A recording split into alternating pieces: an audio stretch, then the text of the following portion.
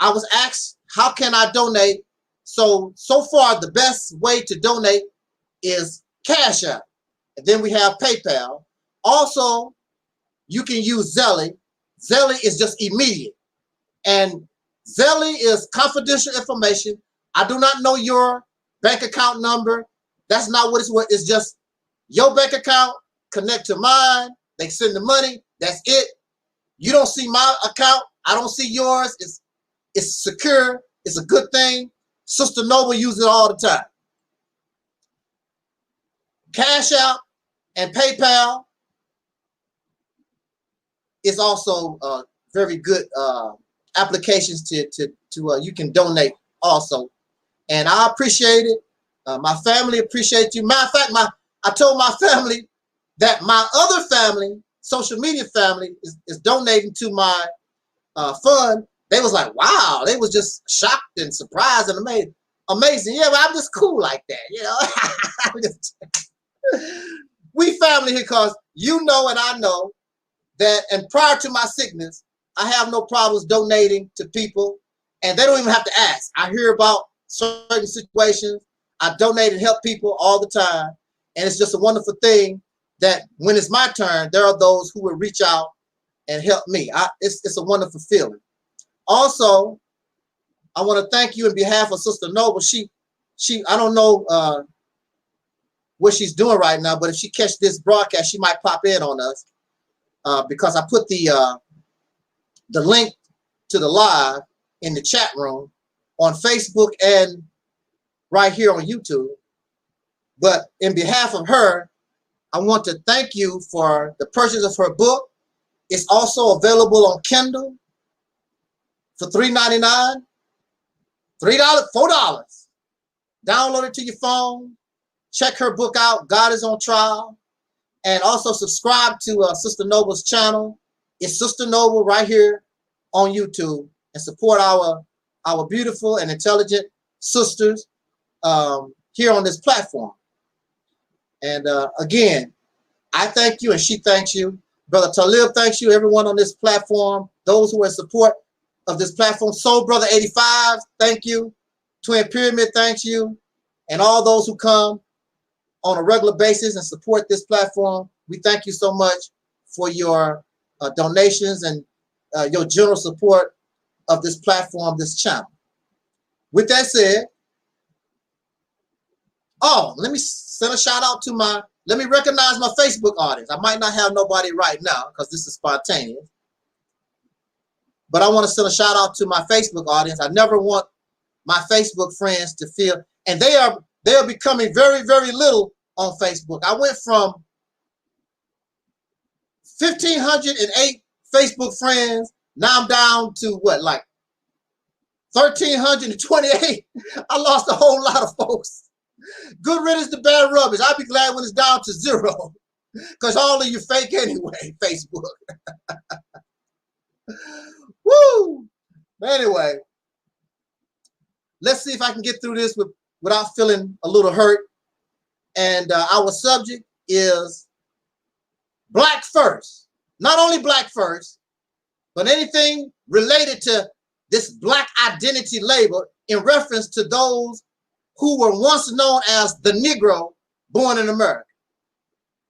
I want to talk about this Black label thing.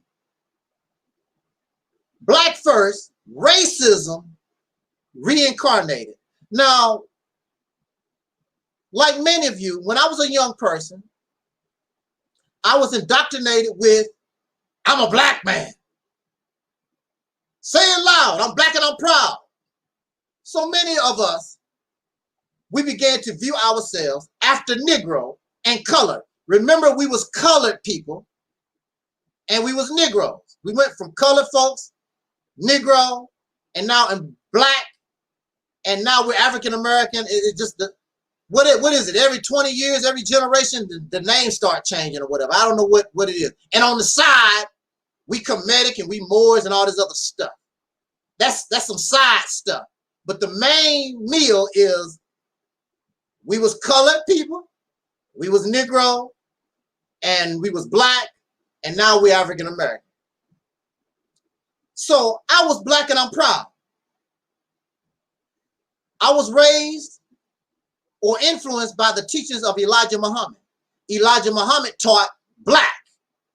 The black man, the original man, the Asiatic black man, the maker, the owner, cream of the planet Earth, God of the universe, and all that kind of good stuff. It was all about the black. I'm a black man. Black, that color, that label, black. Now my question, we didn't know. I didn't know. But see, God came in the person of Master Farad Muhammad and taught Elijah Muhammad for 3.5 years.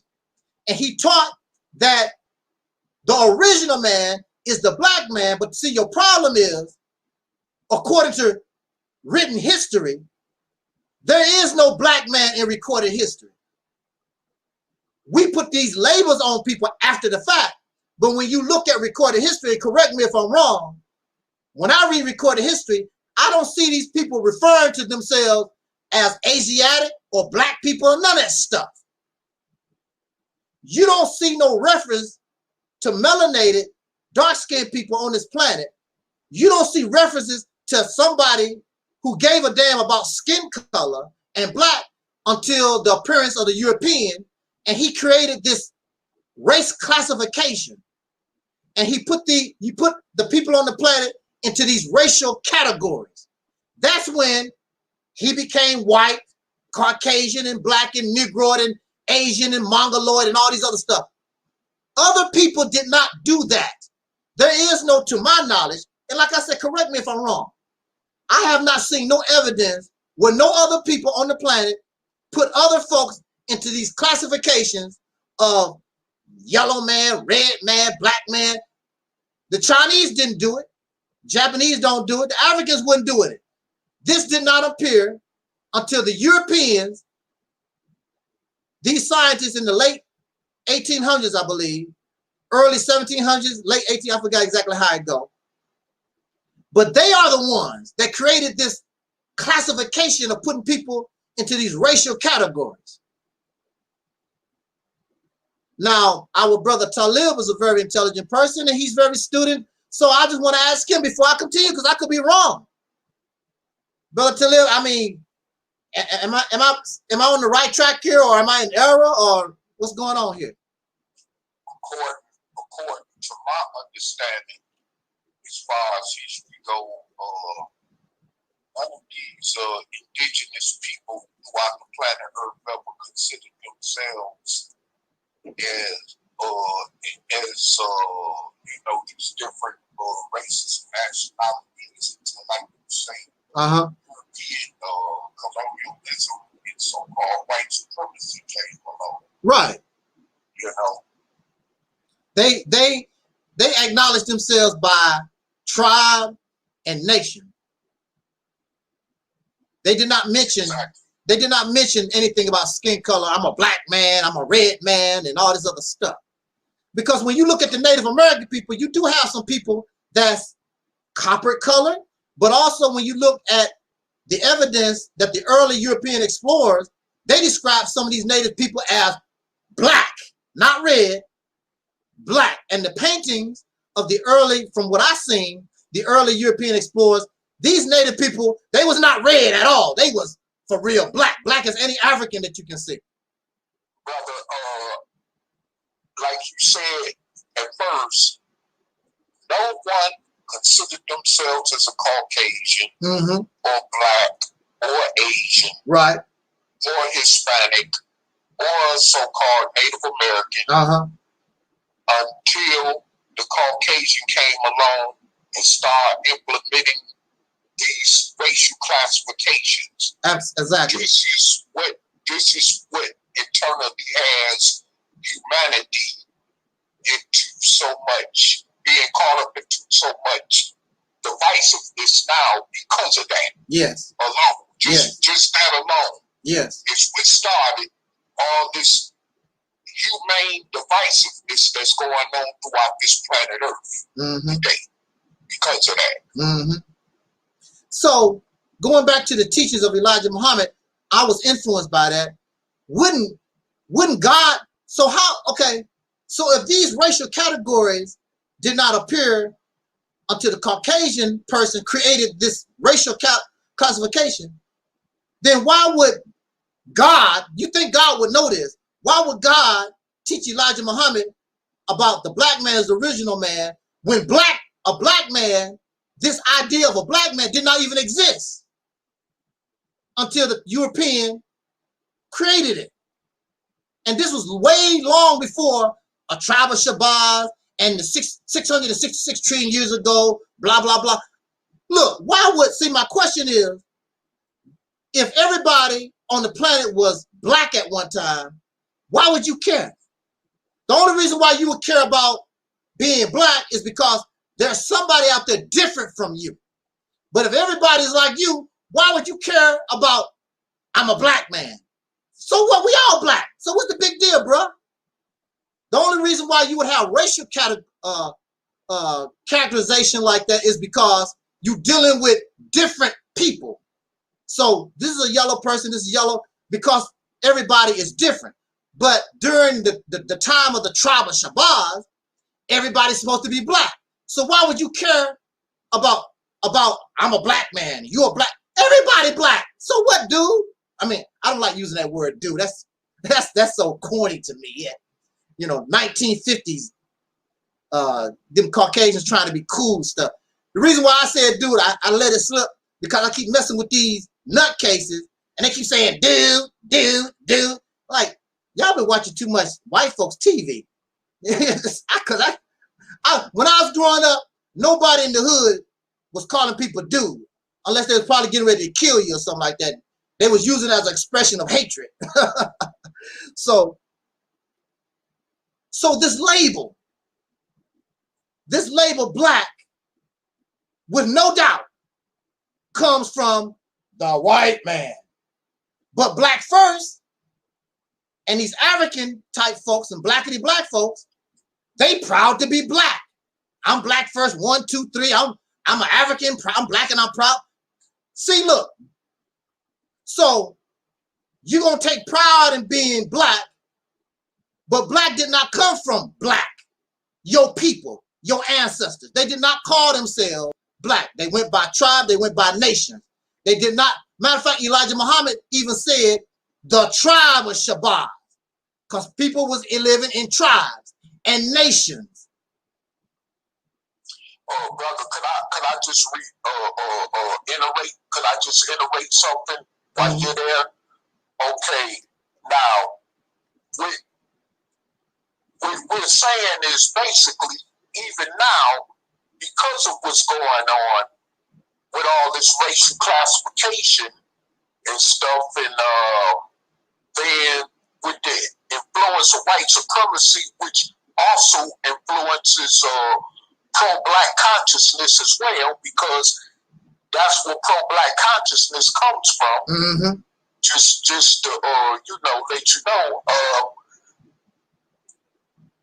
I must say, and even though pro-black consciousness did, descend from the construct of white supremacy, okay, but the good, personally, that I got out of it in terms of certain type of knowledge that connects directly with nothing but the truth, I could still go for that. Mm-hmm. And one thing I could go for is that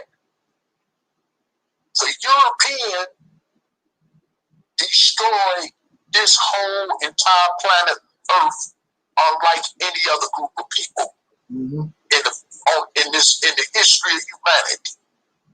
Because before Europeans colonized this whole entire planet Earth, especially through racism and slavery and all this other stuff, and conquering and dividing and all this good things,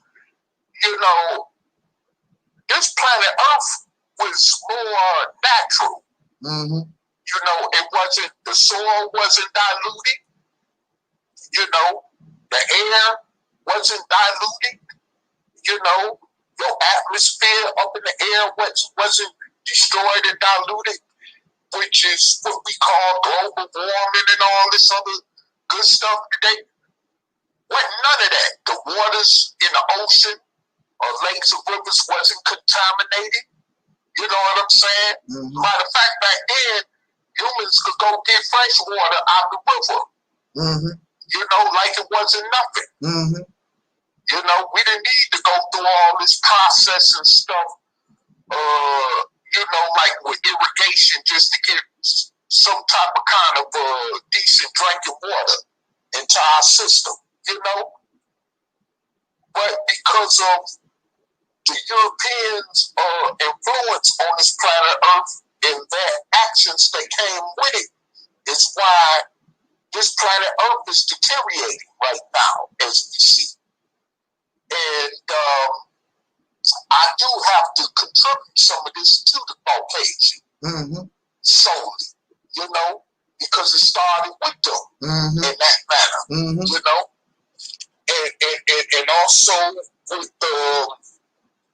the constant, you know, destruction of humanity in terms of, you know, unnaturality. Yes, a lot of this came from the Caucasian. Now, I don't know about them being no two pitchfork devils or none of that crap, but I can say this, that their actions have demonstrated, okay, that the planet Earth was never like this until they're coming into power. Right. But that's all I just wanted to say for right now, because the brother was still speaking, so I just hand the mic back over to the brother. All Go right. ahead, my brother. And I want to touch on that too, what you just said in just a minute. I got that on my notes here.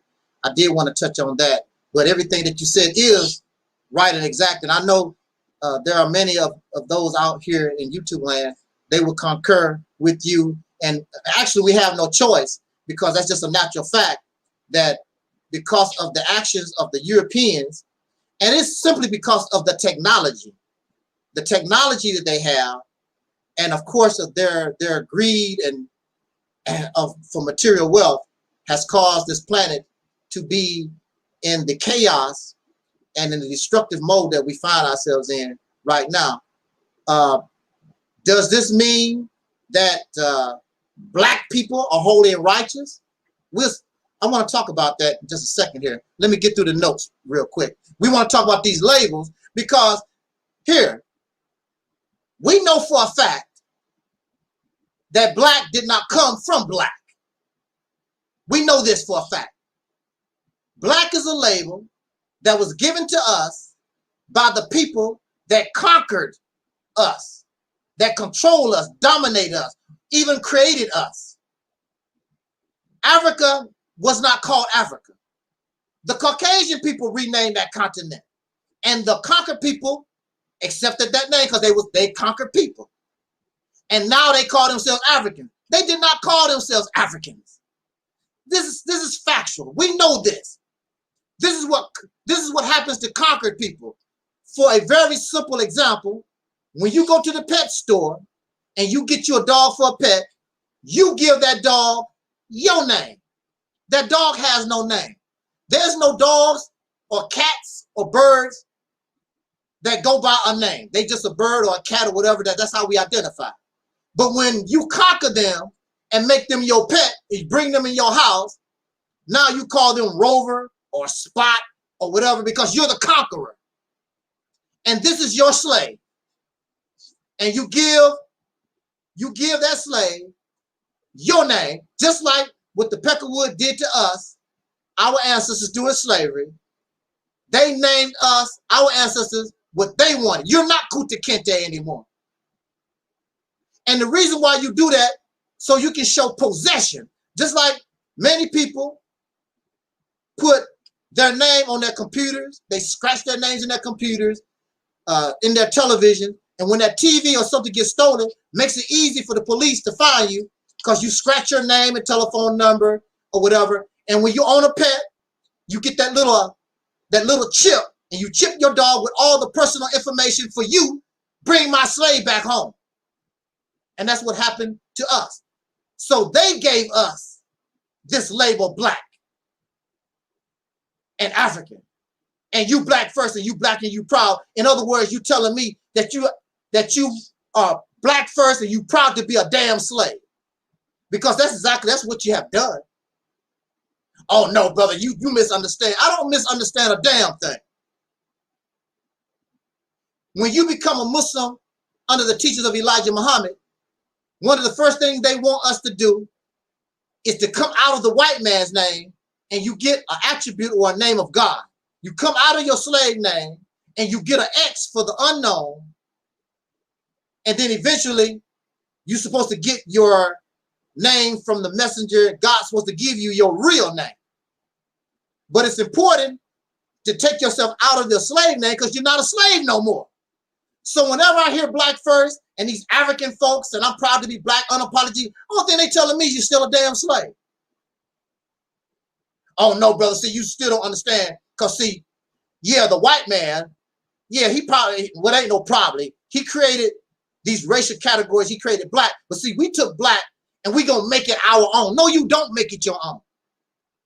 It belongs to him. You will never make it your own. This label of black was created, it was designed to divide, conquer, and bring confusion. That's what it was designed for, to keep you in a slave-like condition. That's what it was made and designed for. Oh man, y'all just don't understand. You don't even understand that because you're caught up in all. You think you can make black yours. You can't make it yours.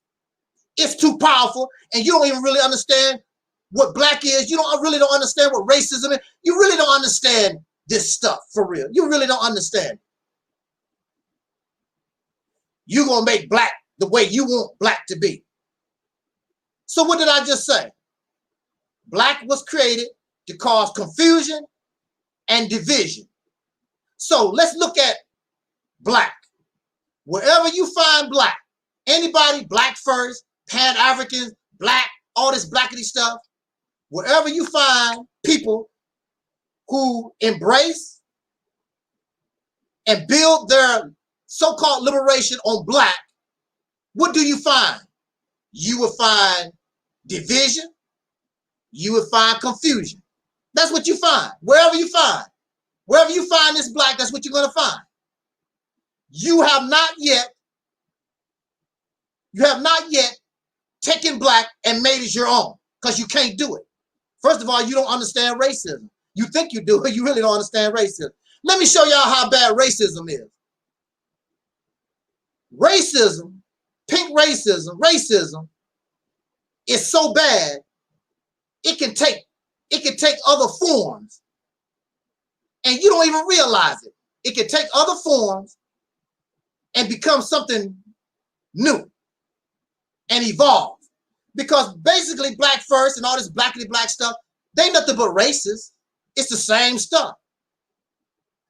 If there was no racism, if there was no white supremacy, there would be no black supremacy. There was nobody on this planet talking about black supremacy. I'm black and I'm proud. That was not necessary. You did not have that until the creation of white supremacy. So black first, black 1, 2, 3, Pan-Africanism, all this stuff is nothing but a response to white racism. And what they done is copy and just flip the script of white supremacy. The same thing we do with all stuff. If there's the Grammy Awards, now you got to have the Black Grammy Awards. If there's the Miss USA, you got to have the Black Miss USA. Whatever they do, you do the opposite. That's all black first is.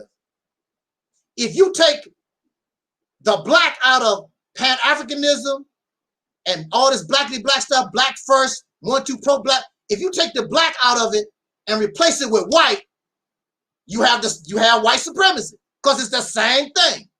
Potato, potato. Tomato, tomato. It's the same exact stuff. Oh no, brother. You wrong. Black first is nothing but about racial pride. You're a damn lie. You're a damn lie. And I'm telling you in your face, and I'm calling you a liar because you are a liar. It's more than about racial pride. That's what the racists say. I'm just proud to be white. I'm not really I don't really hate nobody. You hear them say it all the time. Now, some of them do, of course, but a lot of them will tell you, I'm just proud to be a white man. You know, that's all it is. It's not about racial hatred. It is about racial hatred. It is about, that's what racism is about. It's about, based upon race, I believe my race is superior to your race. So when you listen to Black First and you listen to Pan-Africans and all this, they're going to tell you about, well, we was the first ones to do this. Black men are stronger than white men. The black DNA is better than the white man DNA and the yellow man. Same stuff. So how you gonna tell me it's not about that? You said the melanin in your skin. We can go to Mars just with some melanin on our skin. Jump on a trampoline and fly all the way to Mars because we got melanin in our skin. And the black man did this first. Same talking points. The same thing, because Black First and all this stuff is the same thing. It's the offspring. And so now you voluntarily oppress yourself. You voluntarily embrace something that was designed to keep you down. And under this black stuff, all these years we've been proud to be black. Has it united us? No. Has it brought confusion? Yes. Hatred, jealousy, envy. It has done nothing to unite us, because that's not what it was designed for. It was designed to keep you a slave. It won't allow you. Here we are on this platform talking about taking control of a state. We think big here because we come up out of racism. But see, for you, you're still a slave. The only thing you want to do is open up a school, black businesses. You want to take control of a town, but you don't want to do nothing big like take control of a state. Now, for me, I really would like to take control of the whole country. That's just me. But I know you're not ready for that. You can't even take control of a town, let alone try to take control of the whole country. It don't take a lot. See, you think that it take a lot. It really don't take a lot if you're smart. But see, when you're under this black stuff, this black stuff don't make you smart. It programs you, just like it do the white racists, these white supremacists. It programs you into this box. You're not flexible in your thought. You're not smart. You're not intelligent. That's why you have to use violence. Because you can blow up a building without even setting up a bomb when you're smart. They do it all the time with propaganda. They do it all the time with propaganda when you're smart. But you're not smart. This stuff causes your mind not to be able to think and strategize. So you stuck here and you hear them all the time. B1, whoop ass. You ain't gonna whoop nobody's ass. You're not in a position to do nothing. But see, your solution is violence, just like your oppressor. That's what they think about. Let's try to kill them, trick them into abortions. Let's try to put them in prisons and kill them there. And let's plan a black genocide. You think the same way that the oppressor thinks. The same stuff. There is no difference between Black First, Pan-Africanism, all this stuff. It's not about racial pride. It's the same stuff. I have not yet seen nowhere, there's no evidence where you can show me, as an example, where these people took black and flipped the script, and now it's something positive for us. And now you use black as a weapon. You turn what they put on us to cause us harm. Now you to flip the script and turn it on them. I see no evidence where black has been flipped, where now it's causing the enemy problems. I see no evidence of this at all. I see a bunch of Negroes. I'm black and I'm proud, and they hate one another. That's what I see. I see a bunch of Negroes hate one another, jealous, envious, and the list goes on. Confused. I'm black. I'm Kemetic. I'm a Moor. I'm a Hebrew Israelite. That's what you see under this black stuff. I just want to add something to that real quick. Why do y'all history of our time as soul people here in this country that the Caucasian never respected us, never respected our right to assemble. It started with slavery. Right. Okay. But you go to a lot of these metropolitan areas around the country, especially like on the East Coast, and you will see the Hebrew Israelites standing on the corners or sidewalks teaching.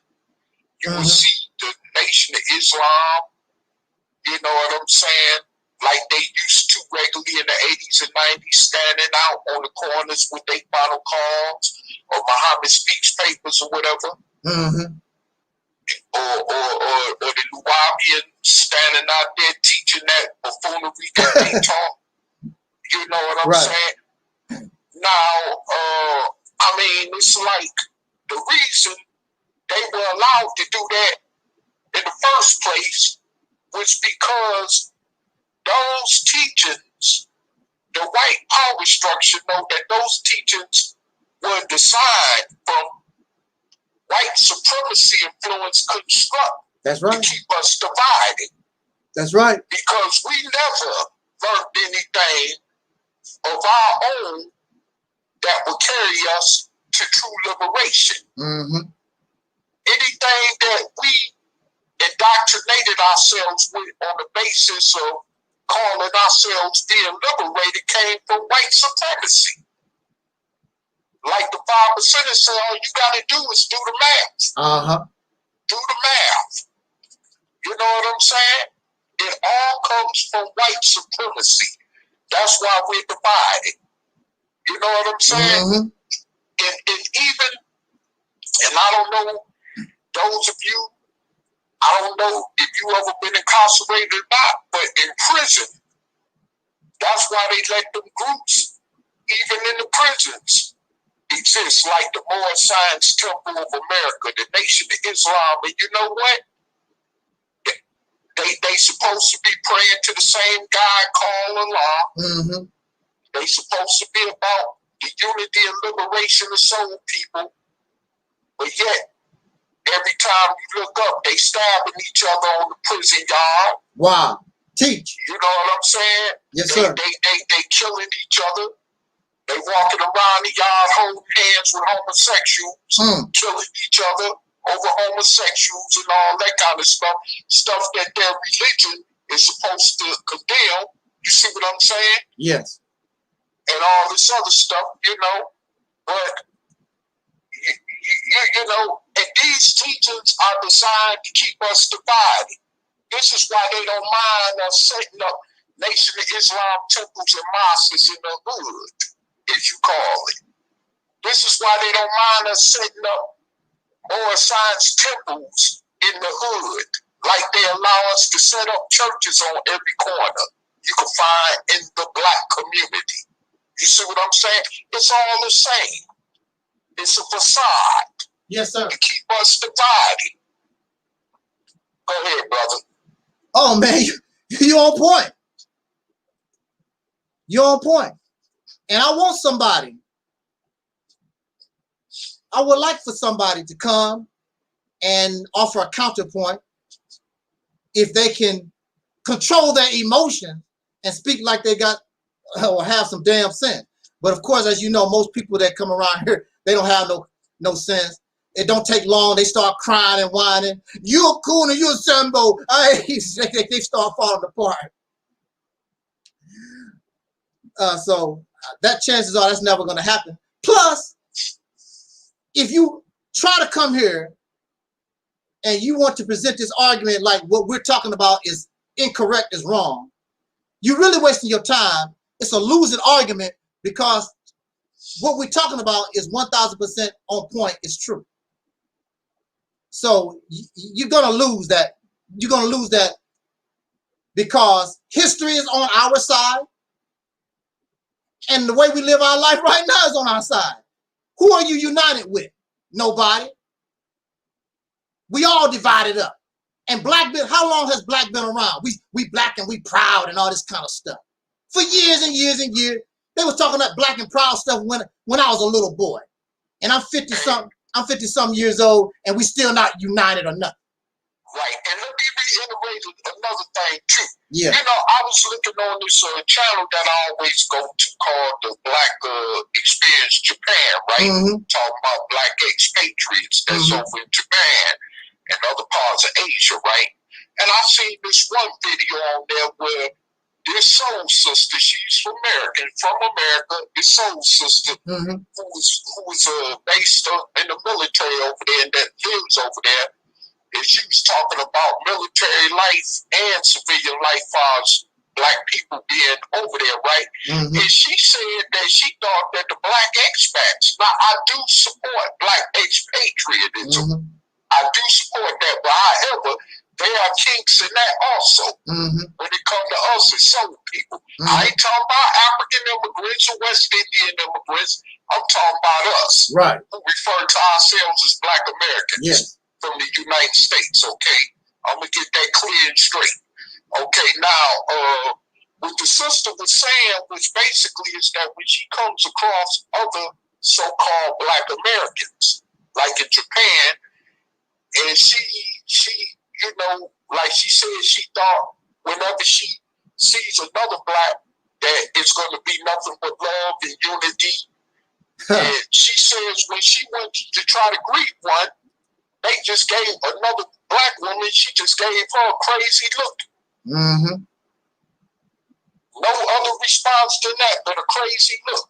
and she says, and she made it clear that Blacks who are expatriated from the United States to other countries do not, in fact, you know, have that unity as some people would think once they get out of America. So we're divided no matter where we go. Right, absolutely. So you talking about going back to Africa or going anywhere else on the planet Earth, you might as well just consider yourself solo when you do that. Because ain't no sense in talking about linking up with other so-called African Americans when you get to this other part of the world, wherever that may be as an expat. Because it's going to be the same thing like over here, but playing out nigga stuff. That's right. Yeah, because I've been to places, you know, some of these almost all white towns, you know, in my travels driving a truck. Yeah. And you just feel more comfortable when you're around your, you know, people that look like you. Right, exactly. Okay. So I go into some of these basically almost all white towns, and there's a few Negroes there, right? And you think that you think that you should feel better because, oh, there go some Negroes, you know, somebody that look like me in the town. Hold on, brother. Hold on. I don't mean to cut you off, brother. Yeah. But you talking about the exact same situation up here living in the state capital of Nebraska. Well, go ahead. Yeah. So I'm thinking, you know, I feel a little bit more comfortable. But just like you said about the sister living in Japan, I'm getting all these negative vibes, you know, looking at me, these people like, I don't want nothing to do with you. I'm like, wow. Matter of fact, the white folks is more friendlier. Right. You know, I was cool with the white folks more so, you know, and then these Negroes, they skinning and grinning the white folks' face. Yeah, exactly. And looking at you like you're a piece of trash. And I see that all the time around here. Yeah. I see that all the time. It's not that many Blacks here where I'm at in Nebraska. And I see that all the time. Like you say, they see you coming, you ain't nothing but like a piece of trash blowing away in the wind, you know? Absolutely. Like, man, and then they wonder why, when they decide they want to speak, they wonder why I don't want to speak. I ain't got time to be bothered. You know what I'm saying? Absolutely. Man, don't nobody got in their right mind got time with that, for that buffoonery, man. No. But kick rocks with that. Yeah, kick rocks. I say. But see, that's the thing about white supremacy. It don't make no difference. White supremacy is global. And then people embrace and accept it and make white supremacy their own. So you have Chinese, and they've been influenced by white supremacy. Because as far as I know, prior to European conquering Africa. To my knowledge, I don't think Africans had any problems with Chinese or nobody else in the world. And nobody had no problems with nobody. First of all, we didn't have the technology and nobody was traveling back and forth like that anyway. So nobody didn't have no these problems. But now, you know, everybody can go to each other's country in a few hours and whatever. And then you have the influence of white supremacy. So if you go to India, when you go to India, they are influenced by white supremacy. You go to China, they are, everybody have taken white, this supremacy, racial supremacy, this is a bad boy. The creators of white supremacy are so intelligent and so tough that you embrace and accept it as part of your own being. And you become, you become sick like the Europeans become sick. So now the Chinese look out for themselves, you know, what the Chinese and, you know, their racial clique, and the Mexicans, you know, everybody looking out for themselves based on race. All over the world, it's global.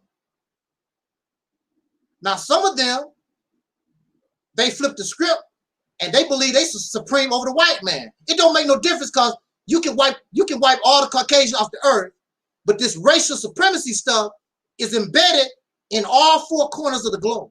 You can't escape it. Matter of fact, even they keep talking about this all-black planet. It's not going to stop because right now, and a lot of you can bear witness, even if there was no white folks around, even if it was an all-black planet, we would still be divided because of our skin color. You know, that light-skinned Negro and that one with the straight hair, we still would be doing the same kind of stuff based on other things because of our influence by white supremacy. You know, based on your hair and what your nose look like and other differences, because that's what they did according to the Willie Lynch letter. They conquered us. They conquered us by taking all our differences and use that against us. The young versus the old, the kinky hair versus the straight hair, any type of difference they can find in us, that's what they use. Exactly. And you know, another thing too is that you know, I'm like this, man. You know, like you say, it'll be impossible to erase the idea of white supremacy from the face of the planet Earth, even if they were to humanly disappear. Yeah. As far as the Caucasians are concerned, even if they were to humanly disappear off the planet altogether, the idea would still be in place. Be here. And another thing too is that, you know, I'm gonna say this here. When you spoke about feeling comfortable around other black people, you know what I've come to the point about, man? I don't need to live nowhere, not even in this country, to feel comfortable because I'm around other black people. Yeah. Because if you wanna know the truth, I'm gonna say the truth on live here, on this video, and on this platform. I feel more unsafe around other unquote black people than I feel around the racists. And I know that might sound insane to those of you that may be listening throughout this social media audience to this video, but that's just the truth. I mean, look, think about it. If you go to states like Wyoming, which is right across the borderline from where I'm at, or places like Utah or Idaho or Montana, you hear less crime. It might be a bunch of racist rednecks or whatever, cowboys or, you know, this or that, or right-wing white supremacists, but you know what? You hear less crime. You don't hear all out of control, growing rate crime going on in them type of states like you do in these states where there's a lot of black people at, other so-called minorities at. You just don't hear about it. And I did research statistically that proves that. And I don't care if it is the truth that people don't want to favor over what's really happening. The truth is the truth. And those majority predominant white states I just mentioned right there, you do not, they have a very low crime rate. Mm-hmm. And I don't know, because the truth of the matter is that Caucasians do seem to keep their crime in their communities more under control than we do. Mm-hmm. Number one, they don't let their elderly get attacked like we do. Mm-hmm. On a constant, simultaneous basis. You know what I'm saying? No other nationality, since those of you that want to talk pro-black first and all this, what about getting out there stopping these people from robbing and raping our elderly? You know what I'm saying? Different stuff like that, or like this Negro in Las Vegas I heard about on the Willie D channel that left this baby in the car in Las Vegas, Nevada to suffer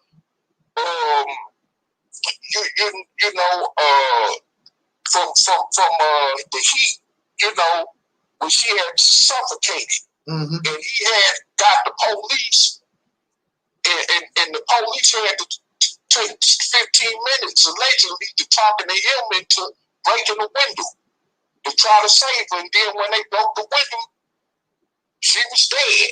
Mm. Now he's sitting in the county jail with a $1 million on a $1 million or $100,000 bond, looking probably at life in the penitentiary. You see what I'm saying? Mm-hmm. All because he wanted to get rid of his own baby anyway.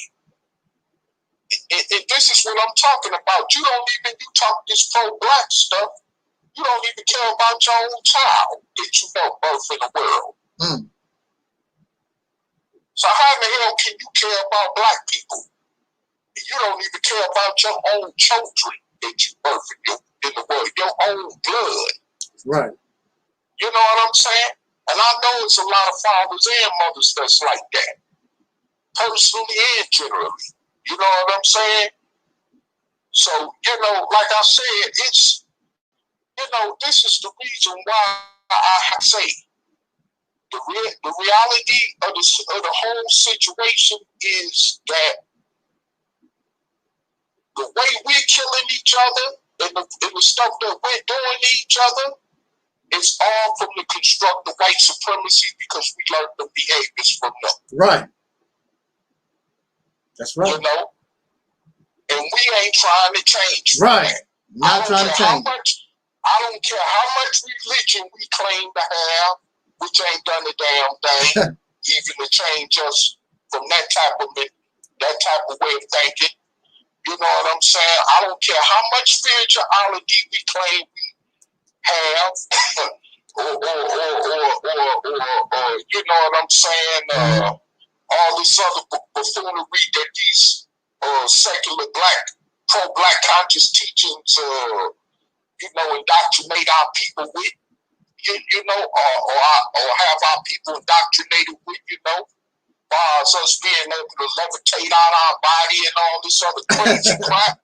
You know what I'm saying? Yeah. But if you have the knowledge to levitate out your body, how come it ain't happened yet? Yeah. You know what I'm saying? Yes. I mean, come on. This is just silliness. All this silliness, and this is the reason why I don't have no patience for it. Fam. That's why I even talked in recent videos on my channel, my own channel called Eric Bell. It's why I don't have patience for this crap. Because it's insane. And it ain't no different from the racist construct way of thinking at all, period. Right, absolutely. Y'all say y'all do the research, we didn't do the research on that. Right. Fact. Mm-hmm. And this is my thing, and this is, and like I said, this is why, and I want to point out something too, because I said it the other night in a video that I had did, that I rarely do on my own channel, is when I went in on, the fact about how a lot of these people get on the front or the television set or on the front of the news and scream about how they black child or black say son and daughter was, good people and very gracious people and saints and all this. But half of them was on their way to commit crimes against other people and so when the police got their hands on them. See, people don't want to go into that scenario. You see what I'm saying? Because then that would start, that would cause people to support the shooting victims' families. You know what I'm saying? And I'm not saying that they don't deserve justice if they were wrongfully killed by the police. But hey, still, the truth of the matter is that, let's call it like it is. They were, half of them was criminals, and they was on their way to doing something wrong, more likely to another person or so. And see, this Mississippi campaign idea that me and brother Agent Snuff 7 came up with would certainly address all that. Yes, sir. You see what I'm saying? But again, that still keep falling on deaf ears. It's all right. So either the situation is here. Either y'all want true freedom from this crap altogether, or y'all still rather remain as slaves. Because this is all we gonna get as far as that goes. And I'm not gonna sit up here and go back and forth with those on social media, like you say, brother. Yeah. As far as, oh, brother, you don't understand, or check this out, brother, or you got to give, no. Either you want to be free or you want to remain a slave. That's right. And even if you go to Africa, even if you go to Asia as an expat, you're still a slave. So that don't change nothing either, because you got to deal with their laws, they customs. Right. You know what I'm saying? Certain things you speak out of, as far as freedom of speech go, when you speak out against oppression, because we are people of soul in America, you might not can't speak out on in another country. They ain't going for it. Nah, you know what I'm saying? So, I mean, we got to look at all these things. You know what I'm saying? But what it is, we truly want to be free. Right. We got to have something big behind us, like a state, and even to a certain point in time, or the whole entire country to back us. Right. Or else we ain't got nothing. And that's the bottom line to that. Go ahead, brother. Continue. Okay. So we made that perfectly clear that this label black is an identity that did not come from black people. It did not come from melanated people. It did not come from any dark-skinned people. We know this is a fact. You have not taken this black and made it so it is a benefit to you. That's not what it was designed for. And you don't have the intelligence to change it around. You're not strong enough. This is global. This is a global disease. Not only affects you and me, but the whole entire human population of this planet. And nobody has flipped the script to make it benefit them. They all are the victims of this disease. And this disease has caused the death, more deaths than the flu, the bubonic plague, and the coronavirus, all these diseases put together. It's a horrible and dreadful disease. I want to make this last point, and I'm going to give the mic to our brother, soul brother Taalik. And I just want to make this point. And he made mention of this just a few minutes ago, and I want to just expound on it just a little taste, because I want to bring the reality to our situation here.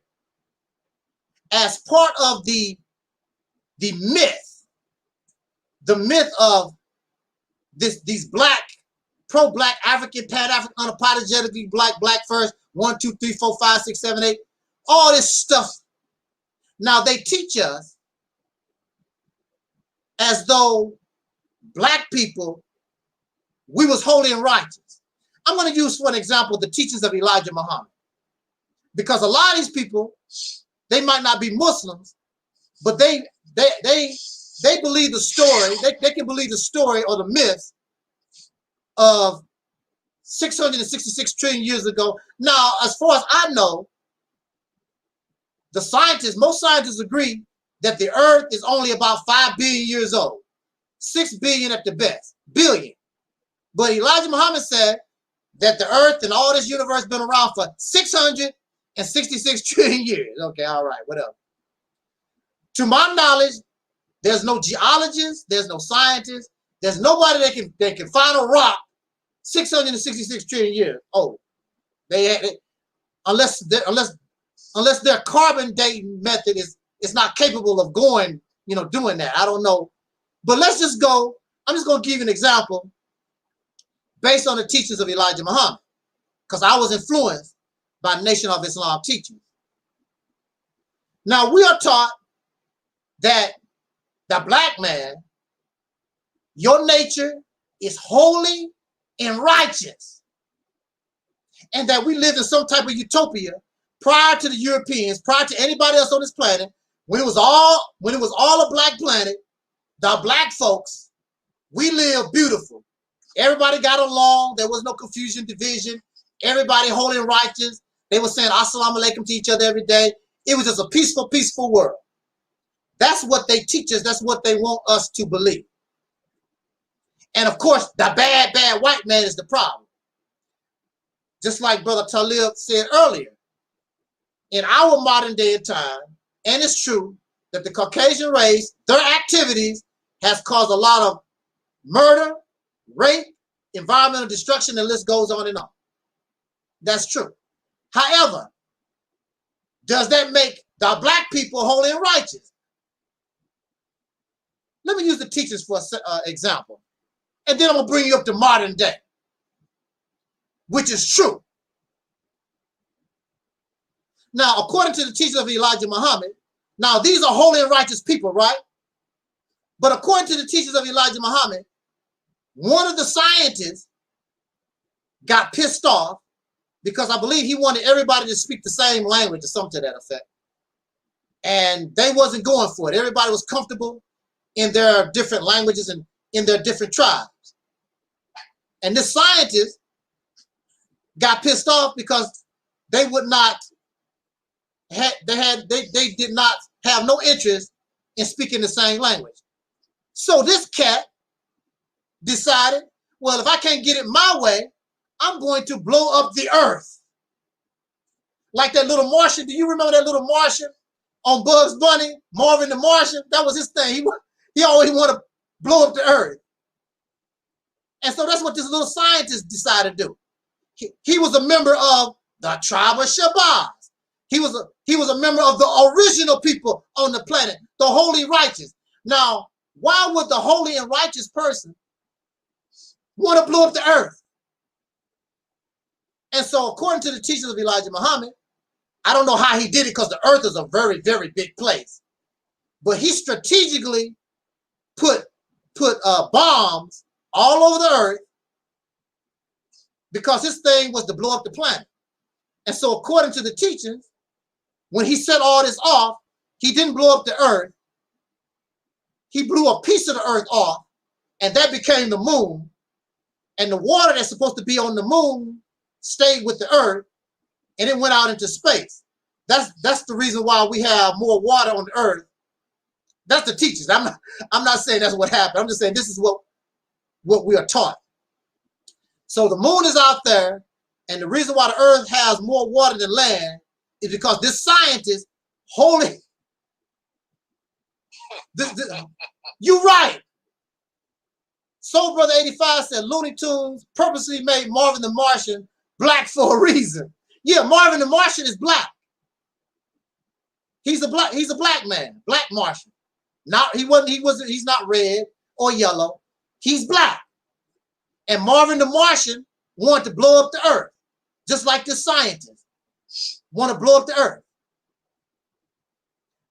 These are the teachings. Now, my point is, does this sound like holy and righteous behavior?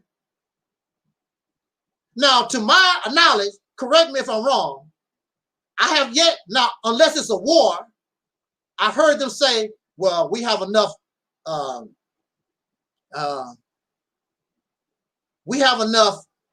nuclear weapons that we could blow up the planet. But that's in case of a war. I never heard the white man say, just for the hell of it, because nobody won't do what we say, we just blow up the planet. I never heard nobody say that.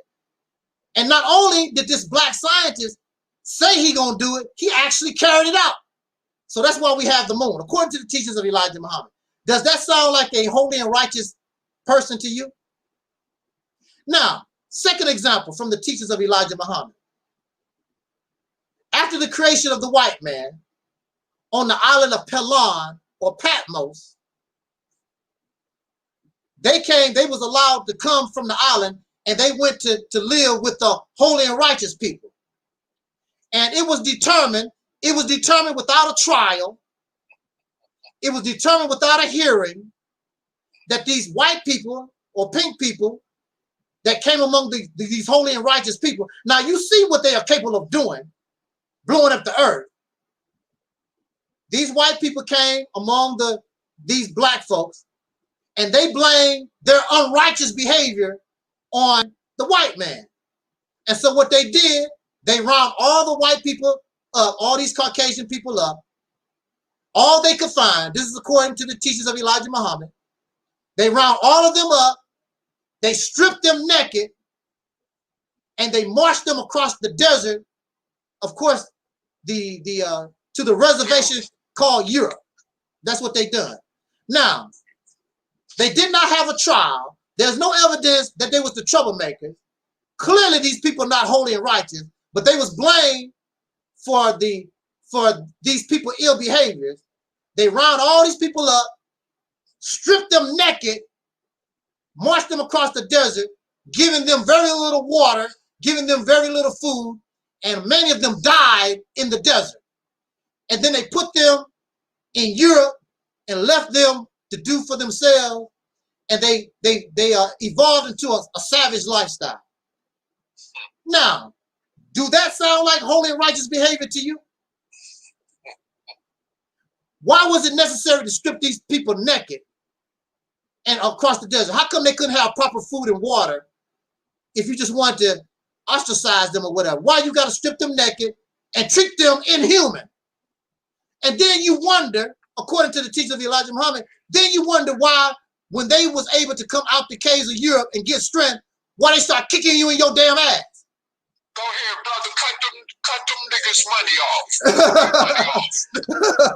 Cut their money off. Hurt them in the pockets. Go ahead. See, and you wonder why, if that was done to you, you'd be mad as hell just like they would be. There was no need to strip them naked and do all this stuff to them. That was an evil, nasty thing to do. Very inhumane. These are the holy and righteous people, you say. And their God is just like them. Now, let's bring this up to modern times. You have African people willing to risk their life to come here and to Europe, because in Africa, they are holy and righteous. No, those people are living, they are leaving Africa because of poverty. They are leaving there because if they don't get the hell out of there, their own holy and righteous black people by nature will kill them. Keep that straight. Keep that 1,000 for real. You go to Libya right now, you have black folks, these holy and righteous by nature people, they have enslaved and they are murdering and raping people in Libya right now. This is a fact. This is going on in Libya right now. After they got rid of Muammar Gaddafi, the state of Libya, the country of Libya, has gone to hell. And they are under control by the holy and righteous folks. The Muslims, matter of fact. A lot of them are Muslims. So don't bring your crap to me, your fairy tales and your fantasy. These people they're not holy and righteous right now, and they wasn't holy and righteous 666 trillion years ago. It's a damn lie. You're a liar. Let me tell you, I'm going to say this and give the mic to Brother Taalik. You say that the black man is righteous by nature. And I use this for an example all the time. A goldfish is called a community fish because by nature, that goldfish is docile. They don't fight. It's very rare that you see goldfish fighting and acting, violent behaviors. And they get along with all the fish in the tank, in the aquarium. They are called good community fish because that's their nature. They're very docile. No matter where you find goldfish, I don't care how you breed them. Their nature, they're very docile creatures. If the black man and woman, if our nature for real was holy and righteous, we wouldn't be acting just the way that we act right now. Because our nature, you have people, no matter what you do to them, they're not going to holler at you, they're not going to cuss you out, because their nature, they just mild-mannered, they're just peaceful, cool people. No matter what you do to them. I know a lady, no matter what you do or whatever, she's just so nice. Oh, well, it is what it is, whatever. She just so, because her nature, she's just so docile. You can't make her mad, no matter what you do. You can kill her child and she just said, well, Jesus bless. She's just docile like that. But the majority of us, we get angry and upset or whatever. You show your true nature. You a Negro. You ain't holy and righteous. You just as bad as that cracker. Let me tell you something. If these holy and righteous black Africans, whatever you want to call yourself, if they had the technology, if they were smart as white folks, they do the same thing. They would do the exact or worse. Or worse, just like the brother said, or worse. So don't come to me with your fairy tale, utopia, black is holy and righteous garbage. You are a black and holy righteous lie. You're a liar. And we don't do lies here. I'm not going to tell you you're a God and a king and queen and you holy and righteous. That's a damn lie. And really, the only thing we have to do is talk to you for a few minutes and say something that you don't like. You exhibit your true nature. A violent, profane, nasty, retarded ass Negro. That's your true nature. Whether you African or Kemetic or Hebrew Israelite or whatever it is. That's your true nature. So here on the Reality's Temple, we want you to get on the soul train so we can give your soul back to you. Give you some life. I'm going to pass this mic to our soul brother Taalik. Yes, sir. Yes, indeed, brother. I just wanted to just say these three things before we close out. Hold on a second. I want to, not to cut you off, I want to answer Sister Wife Muhammad's question real quick. Okay. She says, what crimes did they commit? She's making reference to the teachings of Elijah Muhammad. What crimes did they commit to be ostracized and marched across the desert? They, according to the teachings, they were accused of coming among the righteous people and, causing trouble, like spreading slander and gossip and making people fight one another and things of this nature, causing people to turn on one another. And they figured it was them that was doing that in the background or whatever. Like Negroes don't do that. These Negroes on social media is an example of how people slander and gossip. And ain't no white folks around. So that's what that sister. Thank you, sister. Thank you, Sister Wife Muhammad. Thank you for being with us tonight. If you have any more questions, anything that you want to say, if you want to join the conversation, Wife Muhammad, you can come and join the link is way up at the top of the chat room. If you want to come in, I'll put the link. But now, uninterrupted, I'm going to hand the mic over to our soul brother Taalik. Oh, yes, indeed, brother. What I just want to reiterate also along with the brother was just saying was that, we have these fantastic but fantasy ideals of how righteous black people can be. Yeah. You know, like we never did nothing ever in life that spelled the word wrong. You see what I'm saying? Mm-hmm. But my thing is this. You know, let's say if we were in control of this planet Earth. Let's just say if we were in control of this planet Earth. We ran everything, the military, the economics, structure of this entire world, you know, everything. I mean, we was in control of the corporate structure, everything that the white man controls throughout this planet Earth. Let's just say if we were the ones ruling. Yes. Now, take a look at the continent of Africa, for an example. In other countries that are not inside the continent of Africa, where black people are heavily populated at, like in the Caribbean, like Jamaica, like Guyana, like Trinidad, you know what I'm saying? Or Haiti, you know, and the list goes further on, you know. And let's just say, how would this world be if blacks were in control like that? Would it be, it sure would be not even nowhere in certain areas decent as it is now. Mm-hmm. Matter of fact, it'll be just like what we see in Haiti, just like what we see in Somalia, just like what we see in the Congo Republic, just like what we see in Zimbabwe, just like what we see in Nigeria going on with Boko Haram, just like what we see in Libya, just like what we see in the Sudan. You know what I'm saying? I mean, and it's no other way that I can even, you know, channel this around, because our demonstration, even prior to the coming of the European, was always about division. You know, we didn't agree with each other even over here, so-called Native American tribes in North America. Upon before the Caucasians coming. And that's why they were so divided as tribes. And even throughout this country, you can see that today with the little Native American tribes that still exist. You know what I'm saying? Yeah. And so the thing is that, you know, I must say that we have to get into the reality factor,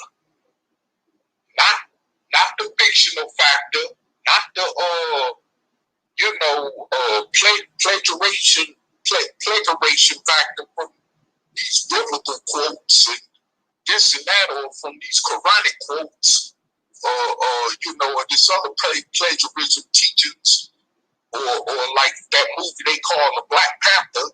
You know what I'm saying? Yes. You know, we got to really get into reality of how life for black people would be if we were in control. Matter of fact, we'd be killing more of each other than we are now. Why everybody just sit back and wait and say, well, when all these niggas get done killing each other, then we'll take over. Because that's just how it'll be. Because of the fact of the matter is that we never had no structured standard where no standard structure where we could actually live together in peace.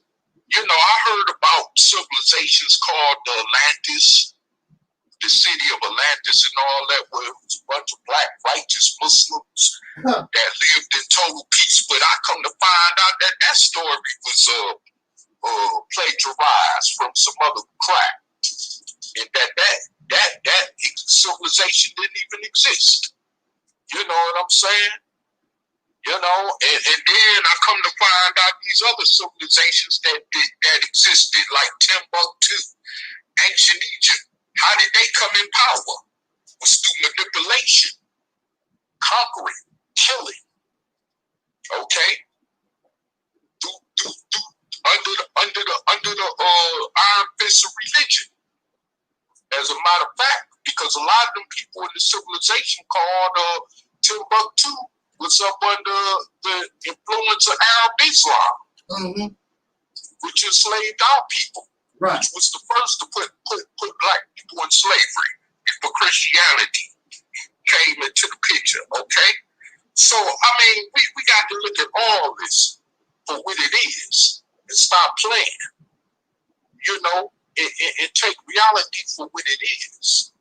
You know, do your own independent research. You know what I'm saying? And this is the great part about the internet and social media, because you could do your own independent research. Because 30 years ago, over half of the stuff I know now, I wouldn't even know even a quarter of it. When I first embraced them so-called pro-black conscious teachers back in the 80s, myself, you know? So, you know, and ain't no telling, had the internet been around, ain't no telling what direction my life would be in, because that pro-black conscious stuff just derailed my life for real. Through the influence of it, it derailed my life. Me too. And I kind of regret it, but I can't take the past back, so I got to keep moving on. But the thing is that I do know one thing. Now that I do know what I didn't know then, I would even recommend a black person to come out the Christian church to embrace this kind of stuff. Right. Just stay where you at. And I just got to be honest, because you ain't going to do nothing but get more indoctrinated with a bunch of dark, you know, tunnel vision. That's all you're going to get indoctrinated with is 1,000 complete tunnel vision, dark tunnel vision. And you'll be definitely 1,000 times worse off than you are even in Christianity. So I say, stay where you at. And if you want to change, then change because you want to change. Not because of some damn pro-black conscious teachers. You know? Yes, sir. And also, too, you know, I'm gonna say this as well, is that you know, as far as us, you know, the fact of all this stuff going on with this pandemic, and with this crazy racist president we got in the White House and all this other stuff, and we got black people still killing each other and, you know, tearing each other down and all this other stuff, and plotting and scheming on each other and all this stuff that I hear all the time in the media. You know what I'm saying? Hey, look, we getting what we supposed to get. Just like we was in slavery because we went wrong somewhere. Well, we get what we supposed to get now because we still going wrong somewhere. And that's just the bottom line. Why you still keep complaining about what ain't right and what's wrong, but you slowly doing the same thing, repeating the same recycling bull crap that ain't got us nowhere as far as these, you know, frivolous teachings, you know, these comic book teachings, and all this other stuff, even that come out the Bible, you know, and Quran. It's insane. And how more insane can you get when you see this ain't work? You know, if to those of you black Muslims out there that may be listening, if you see Islam not even working for the Arab, how you think it's going to work for you? Exactly. And don't sit up and tell me because Elijah Muhammad said that that's the old coming to Islam. See, it wasn't working for them when it was the new coming to Islam. Right. 1500 years ago, okay? So, you know, don't sit up and feed that garbage to our people. Our people is tired of that. That's why you got a lot of people that ain't trying to hear that pro-black conscious stuff in the first place. Because they know, first offhand, it's a bunch of bull. And they know a lot of people that was involved in it that ain't changed. That's still doing what they doing, selling dope on the side, selling dope on the slot, killing on the slot, walking around with a suit on and a bow tie on, selling bean pies the next minute, okay? So, I mean, you know, I mean, it's like this. Either we gonna get real with, if we really want true freedom and justice and equality for ourselves as a people, and if we truly want to separate ourselves from the races for once and for all, to be able to gain that opportunity of having real true liberation in our lives as a people, where we could pass it on to our next future coming generations, then we got to let all this other crap go. I mean, I know it's not going to happen overnight, but we can't let it interfere with our ideal of what true liberation really is. Even if we want to still keep believing in that crazy stuff, keep it to ourselves. Mm-hmm. Without imposing it on somebody else. Absolutely. You know, because we right now, we ain't in the position for that, especially as soul people in this country. We being attacked on all four fronts right now. Yeah, and really all this stuff and this silliness that we doing to each other, we definitely ain't got time for that. Mm-hmm. Because while we still doing what we doing, especially to each other, the enemy is able to have their way with us. Just think about the clear fact of what happened to that sister, Breonna Taylor in Louisville, Kentucky. How she just outright got killed and they still didn't prosecute the police for the crime. Mm-hmm. That should tell you something, people. They don't give a damn about no black people. No. No soul people with soul brother to say. You know what I'm saying? Mm-hmm. And then they put a public Negro up there. What's his name? Dan Cameron, who's the state attorney general for the state of Kentucky. You know what I'm saying? Covered up the evidence, not to give to the grand jury so that the cops can get prosecuted for the crime. Mm-hmm. You see what I'm saying? Mm-hmm. So long as we got coons like that in our way, it's going to definitely make it harder for us to get any justice. And this is why the ideal of the Mississippi campaign is so important. Absolutely. You know, all these black politicians, all these, black attorney generals, judges, prosecutors, lawyers, and we still ain't got nowhere with this so-called thing called justice in America. Because they working against us and keep they living standards up to par. They don't care nothing about you or me. And that's why we shouldn't depend on them kind of people. And that's one thing I would agree with the teachings of Elijah Muhammad on, because that's what he taught. He said, do not trust no black politician. Mm-hmm. That's one thing he did say in his teachings. And I do agree with that. I will always agree with that. You can't trust them. Mm-hmm. You know what I'm saying? Now, I'll be honest with you, because I'm always an honest speaker when I get on this platform. I do vote. I have already voted. Mm-hmm. But only the reason was that because we do got to get this idiot up out of office that we got in there. Those things will get worse in this country.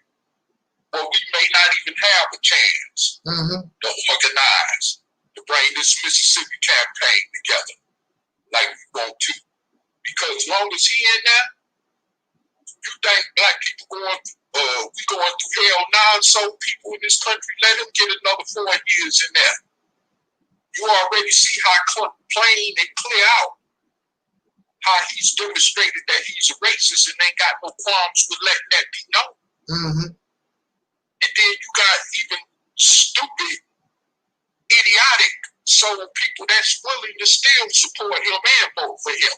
Mm-hmm. You know, I used to have this white guy here locally where I stay at, brother, and he said that 9% of blacks voted for Trump in 2016. And he said they got to be dumb. And you know, I didn't have no argument for that, brother. Yeah, he was talking about soul people. But I didn't have no argument for that. What can I say? You voting for a flat-out racist, a flat-out known racist prior to him getting in the White House. And it justifies why you support him. Mm-hmm. You see what I'm saying? Like that soul sister, our father, I'm concerned she's not even a sister. Candace Owens, Mm-hmm. just like her. You know, black people with her mentality. You know what I'm saying? Now we get this Mississippi campaign off the ground. Those type of people there wouldn't even have no place Mm-hmm. in our environment, not with that type of stuff. Right. See, we'd be in a position to get rid of them type of people Easily. Yeah, exactly. You know what I'm saying? And this is what I'm talking about. You know, just like I was telling the other day, I had commented under another video, which I also rarely do now. But this brother, matter of fact, on that show that used to call the White Show, now he called it the African Diaspora Show. He was talking about that coon, Dan Cameron, right? Mm-hmm. And you know, I had typed in under the comment section of that video, in the comment section of that video, where I was saying that for those who are willing to remain here with the racists, what they need to do is adopt the lesson out the page of the anti-apartheid movement in South Africa from back in the 80s, when the black South Africans used to take them Uncle Toms and torture them because they was trying to impede their struggle over there. You see what I'm saying? Mm-hmm. And I would say that's the same mentality, similarly, that we as soul people, dark soul people in this nation need to adopt against them type of people. Mm-hmm. I've always stood for that and will continue to, because they are a hindrance to our progress for our soul people go in this country. You know? And they need to be held accountable and dealt with severely, even if necessary. Mm-hmm. You know? And it's just that simple. But, you know, I just, you know, it's like, you know, like I said before, you know, just thinking about what I've been through personally in my own life, even with my own personal family and stuff, you know, we can't even unite as families for our soul people go. But we want to go somewhere over in Kenya or Uganda or the Gambia or Zimbabwe or Namibia and try to unite with somebody 3,000 miles away that we don't know nothing about. You see what I'm saying? But we want to try to unite with some Jamaicans and Dominicans who don't give a damn about us either. You see what I'm saying? But we can't even unite with each other as immediate families or biological families. You know? Look, I'm just pointing out stuff that we need to understand as soul people to the point of where we are, and which is certain practices and habits we need to abandon in order if we really want to unite. Because that's what this platform is about. It's also uniting us. Well, it's bringing us to true, complete liberation from all this stuff that we got to deal with this racism. Mm-hmm. You see? But my thing is this, is that, you know, we got to take a look at little things like that. Like we can't even, you know, walk the streets among each other without worrying about if somebody gonna pull a gun on us for looking at them the wrong way, or because somebody stepped on somebody's $2,000 funky Jordans. Mm-hmm. You know what I'm saying? Or because somebody bumped into somebody looked at somebody's girlfriend or wife, or somebody looked at somebody's boyfriend or husband, or some old silly stuff like that. Uh-huh. And then next thing you know, somebody dead and somebody in the penitentiary doing life for nothing. True that. You see what I'm saying? Yes. I'm talking about internal stuff. Internal stuff that ain't even no reason for all the cause of this violence to go on over. You see what I'm saying? Right, right. You know? Because your hat turned a certain way. Because you're wearing the wrong color of clothes. Why the the middle of this pandemic, in the middle of the police killing the black people, like George Floyd, throughout this country. And we still carrying on this type of behavior right now among each other. You know, killing each other over drugs. You know what I'm saying? And all this other craziness. You know, killing each other over gang sex, tripping and all this other stuff. You know, ending up in the penitentiary with your life gone. Killing your own children like this soul brother I spoke about earlier. And killed his daughter that caused her to suffocate because he didn't want to open up his car because he just bought his car.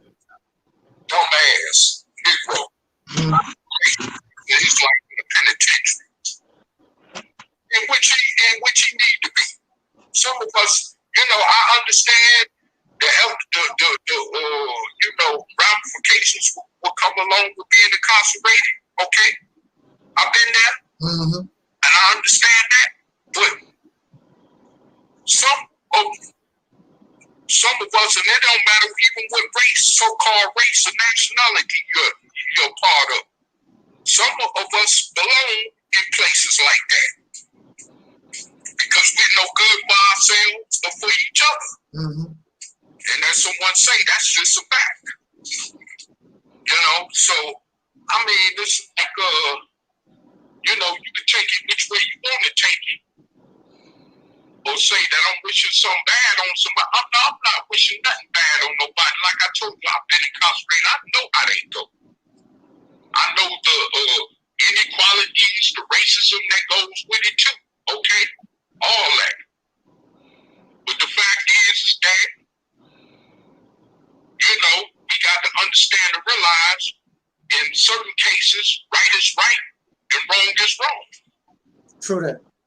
You know, and I mean, it is, as someone would say, it is what it is. You know, so, I mean, I'm not going to sit up here and sugarcoat this. You know, I'm just not going to sugarcoat this at all. You know, and I'm pretty sure, you know, this is why a lot of people, even in the public, you know what I'm saying, I guess can't understand or whatever, can't, you know, comprehend me as an individual because I keep it real, I keep it straight up, and I don't play games. You know, I speak my mind, I say what I gotta say, and leave it as that. And mean what I say, you know.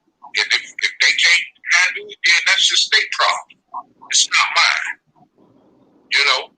But the thing about it is that, you know, I just don't have time for that. And that's why, like I say, that's why y'all rarely see me here on social media, like right now on the live hangout with our number one soul brother. You know, because I don't have time for the buffoonery right now. We are up under so much attack as a people right now, especially along with what we've been going through for over 400 years in this country, and we still doing foolish stuff to each other. We still tearing each other apart on all kind of levels. You know what I'm saying? And it's also a generational, what they call a generational curse thing. But yes, it is what it is. You know, if we can't look at the younger generation and say they the cause of it, we can't blame the president or the older generation. We are all the cause of it. Okay, that's just the bottom line today. You know, and you know, it's like well, I don't want brother to live. I don't want to cut you off, but I'm sort of getting on the tired side, and we got a brother here. Right. We got another brother here, brother MD20. That's on here with me. Okay, well, brother, I just want to say I'm glad that you allowed me to speak. Come on this platform tonight to speak. And you know, as always, it's been my pleasure. And I will hand the mic back over to you, my brother. All right. Well, like I told you, I'm a little on the tired side, sort of wore out. I'm doing better than I thought it would be. But we got our brother MD20. He just joined us here on the end of the program, and I don't want to leave and not allow him to speak a few words either on the topic matter or whatever the brother want to speak about. So I'm just going to hand the mic over to our brother MD20. Hey, how you doing there, brother Taalik? How you doing? I'm all right. I want to say peace. Yes, sir. To everybody in the chat. Peace to brother Taalik and all the other soul brothers and sisters that may be watching or will watch. I just wanted to come in real quick about the topic at hand. We had a very critical time in this country. In fact,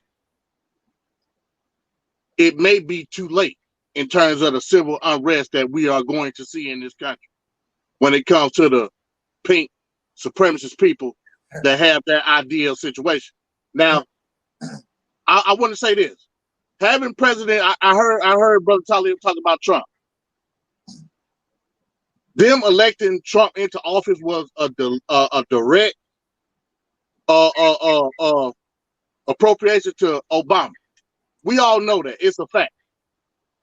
The Peckerwood was mad, whether we consider Obama to be a soul brother or not. That's not the point. They just saw a black man in the office. President Trump played to the heartstrings of all those supremacist people that feel that blacks shouldn't have no leadership in this country whatsoever. Now, whether you agree with him or not, I'm not here to talk about that.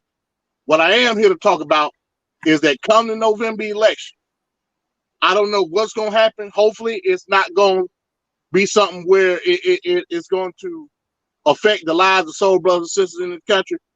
But I believe in my heart of hearts, something's going to happen at that election. Whether he's black first, pro-black, back to Africa type people, where they come in and that they bring fuel to the fight, which we don't need right now in this country. If you white, black, purple, blue, yellow, I don't care what color you are, if you're a righteous person, I'm with you. Point blank, period. If you stand for righteousness and reality on this earth, we can agree. But if you this type of person was trying to bring supremacy to a certain group of people, here, that, and the other, that's where the problem lies at. And that's where we're going to see an issue come this election, especially if Donald Trump don't get reelected. Now, you just saw last week a couple of white supremacists tried to kidnap the governor of Michigan. I don't know if you caught that story or not. Yeah. Yes, sir, brother. So these white supremacists ain't playing. They're not playing at all. While we sitting around on the corner drinking, smoking, and argue with each other, right? You know what I'm saying? About issues that is not going to bring social justice and equality to our people. The white folks out here strategizing. The white folks out here prepared. They basically preparing for war, is what they doing. So come this election, like I said, I hope and I pray there is nothing catastrophic to the point where people gonna lose their life. But I believe come this election, something is going to happen that's going to drastically affect the mindsets of not only our people, but white people that believe in righteousness. Now, with that being said, you already know, Brother Taalik, I come from this point of ADOS. Programs like ADOS, the Mississippi Campaign, whatever you may believe in, as long as it's something that give our people a sense of establishment here in this country, because at the end of the day, you can say whatever you want. When you pull out your wallet, you got an ID, you got a social security card. You are an American citizen. At the end of the day, as long as we get something that can establish us as socially free, independent Americans that have all the rights that other people have in this country, all the freedoms that the other people have in this country, until we get to that point, we always gonna bicker. We always gonna bicker. We always gonna argue. We always gonna fight. Now, vote how you want to vote this November. But if it's not standing on having giving soul brothers and sisters born in this country, descendants of slaves, having dark skin, if it's not giving them social justice equality in this country, you're not voting for nothing. If you're not being righteous in your own heart, whether you black, white, yellow, brown, you're not doing nothing. So I just wanted to come on and say that. You know, I heard, you know, the topic at hand talking about black first or racist. And you can say that to a certain extent, but I won't even really say they're racist because I know that to be a racist, you have to have some sort of power in this country. Right. That's correct. But I would say bringing that black first, pro-black type attitude in the boiling fire situation that we have right now in this country, all you're doing is putting fuel on the fire, and it's not going to help. You're going to lose at the end of the day. And you might end up losing your life. So I just wanted to come on and say that real quick, brother. I ain't know, you know, I just caught your stream. Yes, sir. And you know, if you're about to get ready to end the stream, you know, I just want to say peace to everybody. Peace to brother Taalik. Peace to you, Taalik. Also, probably here in the coming weeks, I should have my war chest ready, and I will be donating to you, brother. Yes, sir. Thank you very much. Look out for that. Yes, sir. Thank you, brother. So I'm good. That's all I wanted to say. Well, I'm glad that you came on, brother. It's always good to see you and hear your words, because we know, I mean, we are the same. And like you said, the key words here that you just said, the key words is if you are holy, if you are a righteous person, that's all that's required. All that other stuff, that's beautiful stuff. But see, the problem is a lot of these people that's making these claims, they're not holy and righteous. If we all holy and righteous, why can't we get along? No matter what, no matter if you say you're Kemetic or you're Hebrew Israelite or whatever these labels that we give ourselves, the key points that should not unite us is that we are holy and righteous. But apparently some of us must not be. You know, we're using that to perpetrate a fraud just so that we can convert people, so that we can deceive the people. For just like Mr. Farrakhan used to say about the Jews, you use that to cover your dirty religion because you got an alternative motive. I'm not trying to convert you to. I don't want you to be what I am. I want MD 2020. Where'd that come from? I want brother MD 20. I'm so used to. That was my one of my uncles and people's favorite drink. I'm sorry. MD hey, I get it all the time, man. I get it all the time. Yeah, but you know, that's our brother, brother Taalik. That's our brother. It don't make no difference about these little labels that we put on ourselves. You know, we family. We all in the same hellhole, and we want to get out. Now, once we get out, if you don't like me like that, then you can go. It's plenty of earth on the planet. So you can go over there, and I'll go over here, whatever. But you know, this is the thing about it. When people are struggling really to get out of jail or whatever, there was an old black and white TV movie. What was the name? I think it was called The Righteous One. I don't know if you remember. It was about a soul brother and a white dude chained together in prison. And they wanted to escape, but they was chained together. If they wanted to escape prison. That Shawshank movie you talking about? That Shawshank movie? No, it was an old black and white movie. I think it was called The Righteous One. It was a brother and a white guy, and it was a big prison ride or something. And they found a way to escape, but the only way they could escape, the black and the white guy had to work together to get the hell out of there. And the black dude didn't like him, and the white dude didn't like the brother. So, but they had to work together to get out of prison. And eventually they got out of prison, and they finally got those chains off of them. And when that whole struggle was over, they found out they liked each other because of that struggle, because of that fight. They was in the same predicament. We all in the same predicament. If we really was fighting for the same thing on the same page, when we come out of it, you're gonna find out brother Taalik ain't bad as I thought he was. You know, brother MD 20, he's not as bad. You know, we're not as bad. What got us is we're not united. Everybody doing their own thing, doing their own fizzle. Right. You know, we're not on the same page. We're not trying to get. Matter of fact, I can guarantee you, some of these people, no matter how pro-black they're not even struggling to get out the situation anyway. Because if we get out the situation, what they gonna talk about? Now we free, we liberate. Now what you gonna talk about? And also how they gonna eat, because they gonna stop getting the money. Hey, I think I need to shut down now because this brother here is bringing too much truth now. You know, how we gonna eat? We got to keep this going, and then you know, if we liberate it, now the people live. What they need to look up to you like that for anymore? You know, your teachers. We liberated now. Now it's a whole new chapter. It's a whole new ball game. So let me pretend that's what I want as a game, and just keep this going as long as possible. Make sure I keep my family fed for generations. Right. You know, they're not really interested. But here, I'm not interested in wearing gold chains. I don't care about no mansion. I don't care about no swimming pools. I don't care about looking good. Because sometimes I come on video, I mean, I look a mess. No, you know, shirt up. One of my old shirts I done had for 9 years. No, you know, all scruffy, hair wild, you know, whatever little hair I do. Y'all know I don't even give a damn. Because, I mean, that's just the way it is. I look like that sometimes. I ain't pretty all the time. You know? And right now, I'm sickly. Like, right now, I'm pretty healthy, but I'm getting ready to go through one of those treatments again. And I'm going to come up here looking all drowsy and hurting, whatever. That's just how it goes. But I don't care about like that. And I probably don't have that much longer to live anyway.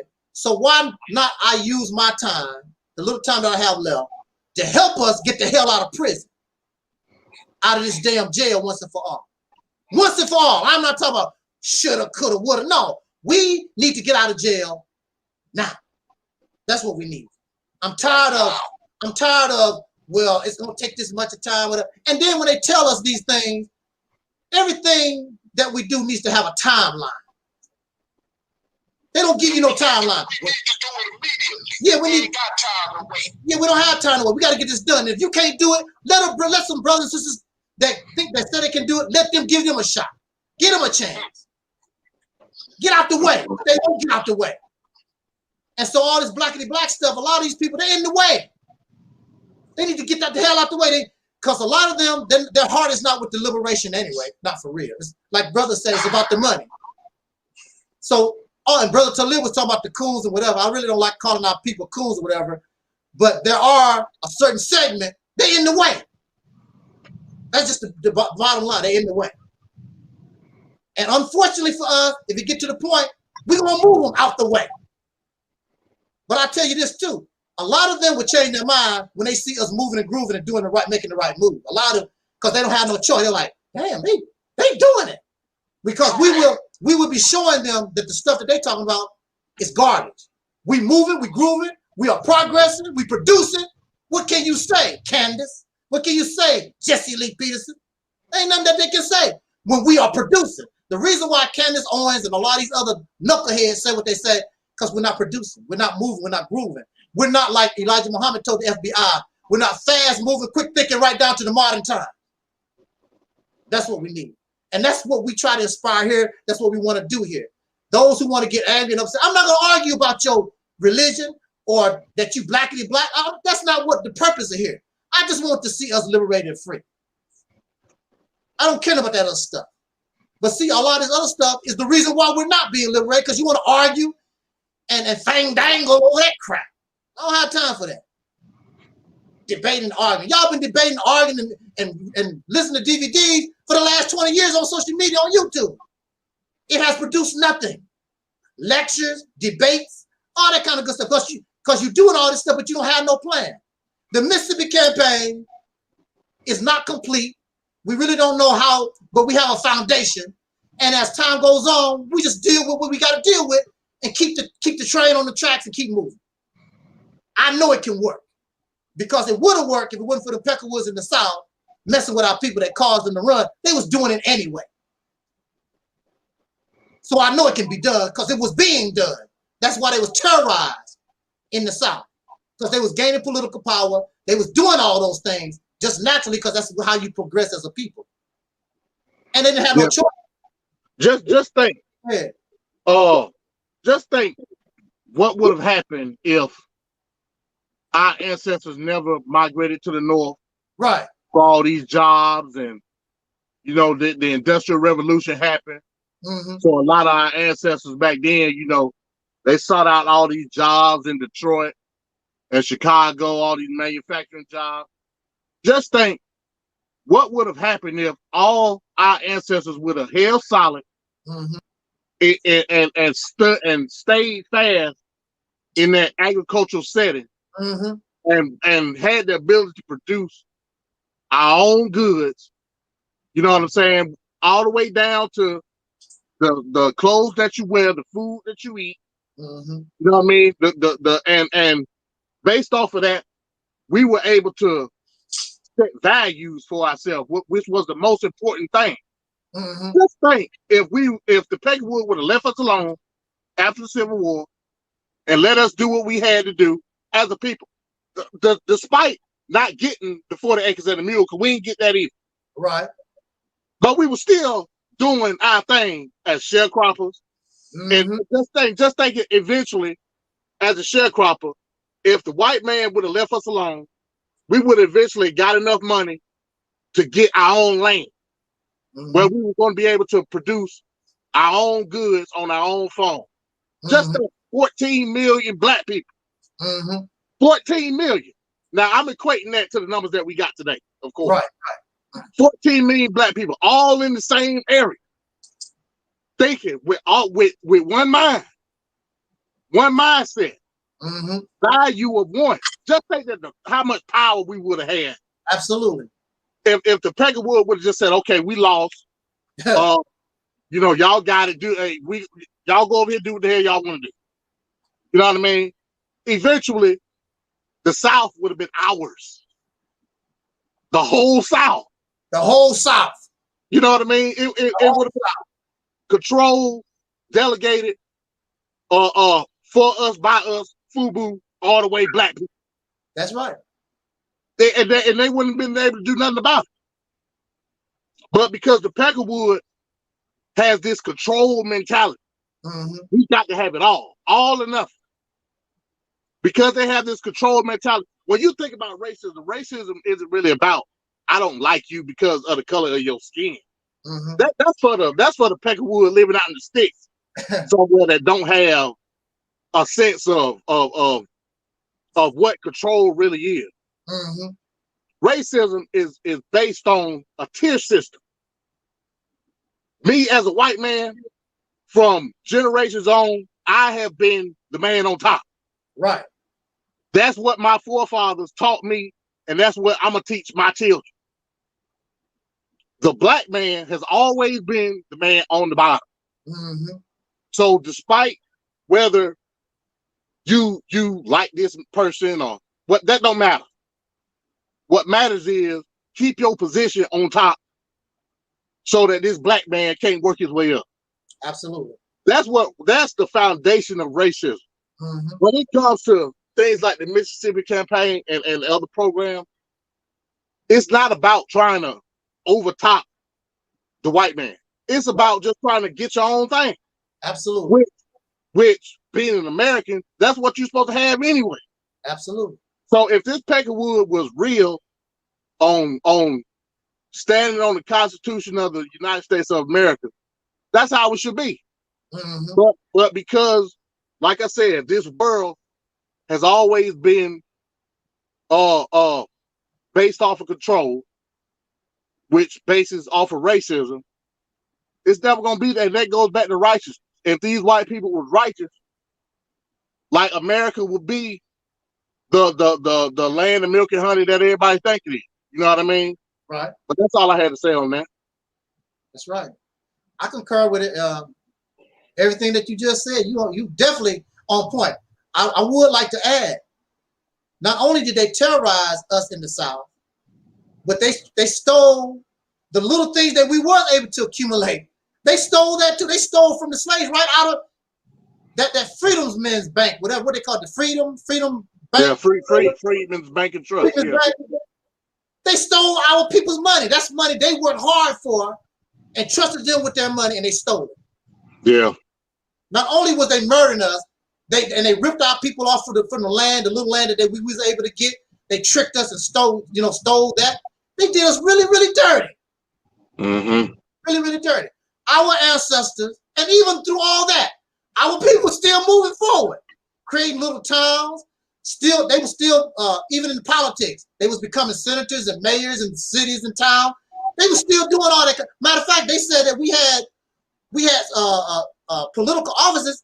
Some of us had political offices even during slavery. Mm-hmm. So we were steady moving. Everything, they put everything against us, and we still was able to progress. So now we're in a position where we don't even have that type of opposition against us. Why we can't progress? You got our people that really have some for real opposition.